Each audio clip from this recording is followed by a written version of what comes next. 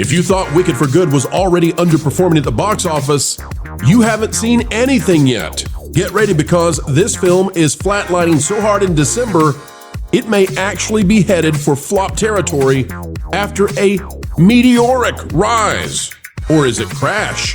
Today we'll tell you why it may be the last film for Cynthia Erivo and Ariana Grande as big stars. They got just a little bit too weird. Wicked came in 83%. Oh, I know.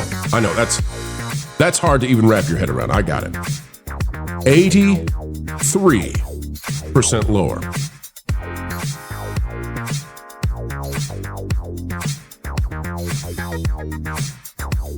Hello, ladies and gentlemen. Welcome back to the Pro Channel, where we continue to give you what you need to know, reporting the facts as we see them, in spite and despite of the drive-by journalists who try to hide them.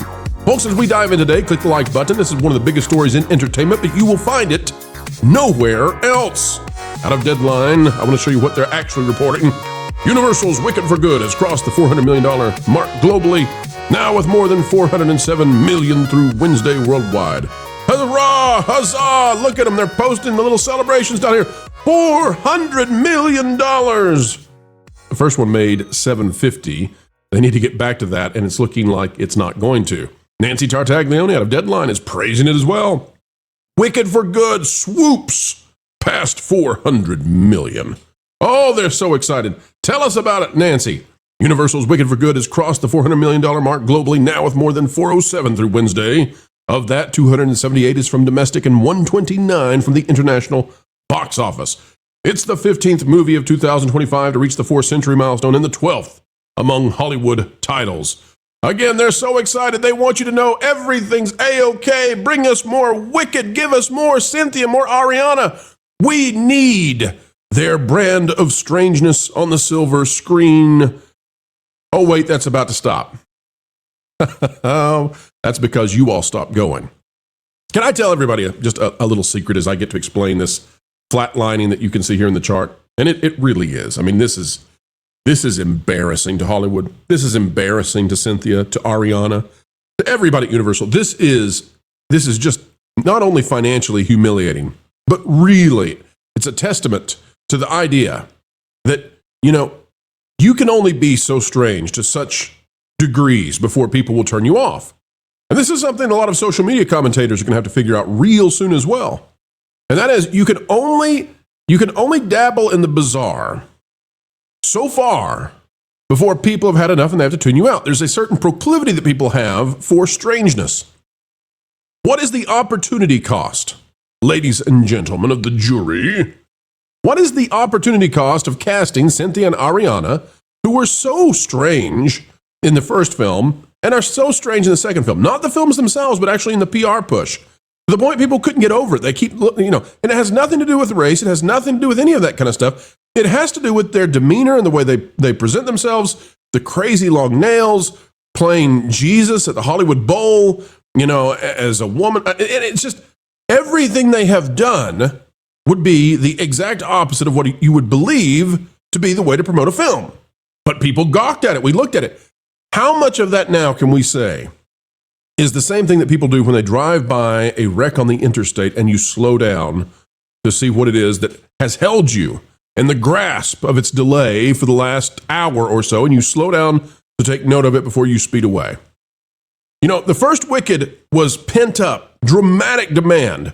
It might be the biggest anticipation for a Broadway musical to go to a live or to go to a big screen adaptation ever. Probably is. I mean, I have more than a decade watched women wait for Wicked to come out. So excited for it to be made into a movie. They didn't cast the right people. And they tried to hide that, right? It should have made $1 billion. But they tried to hide it. Cynthia and Ariana, and they're great in the movie, I'll agree. Still poorly cast. But Hollywood and the machine tried to tell you, no, they're very popular. They're popular. They're very popular. You can't deny it. $750 million is undeniably popular. Well, now that's not the case. Can I get to the headline for you? Folks, let me show you this. You ready? If we go, let me scroll down here where I can get it. If we go back to November, let's see, this is going to be December, right here. If we go to the last day of November, Wicked was at $269 million domestically. Through Friday, it is at $284 million.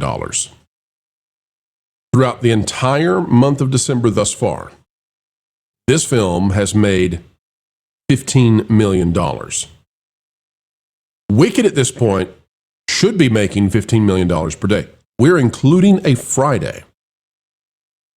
This movie has flatlined, unlike what you will almost ever see out of any film that springs into existence like this one did. We're not even fully into, we're not even close to Christmas. We're not even close to Avatar.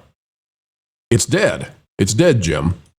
Let's go to Reddit. And again, I have to go to Reddit. If you watched the video the other day where we talked about just what a terrible situation Wicked is in, we had to go to Reddit. Why do I have to go to Reddit? I never go to Reddit because the mainstream is refusing to report this. And I mean really refusing to report this. This film, if it doesn't cross $500 million, is the laughing stock of Hollywood, and it will be undeniable to the executives. You don't cast Cynthia and Ariana as leads ever again, because these two ladies should have had $2 billion movies. What is the opportunity cost and loss of not casting someone like an Idina Menzel? Not because Cynthia or Ariana are terrible in the movie, they're not, but because they have turned into a sideshow themselves, just walking the green carpets together. Bizarre. On Thursday, Wicked for Good grossed $2.146 million, says Box Office Stats on Reddit. Down 13% from Wednesday and 83% from last week. Now, this is a little bit old, but you got to see it because it's been updated, and I want you to see what we're looking at here. We're going to go to the week 2. You need to see how far it's dropping. Friday, which is not tabulated in this, would actually be worse, okay? In week 2, because now week 3 has started, in week 2, last Friday, Wicked for Good underperformed the original Wicked by 17.7%. Saturday, it underperformed Wicked for the original by 25.7%. It underperformed the original Wicked on Sunday by 31%, Monday 51%, Tuesday 47%, Wednesday 51%, and Thursday 55.1%. You want to get worse? Compared to last week, Friday, yesterday at the time of this recording, and your viewing probably, Wicked came in 83%. No, I know. That's hard to even wrap your head around. I got it. 83% lower. 83% lower than the prior Friday. Came in 83% lower than the Thursday. It came in 86% lower than the Wednesday. It came in 77% lower than the Tuesday. It came in 82% lower than the Monday. Now, why am I bringing this up? Some of you out there are going to say, well, that was Thanksgiving. You can't really count that, surely. Oh, yes, you can, my friends.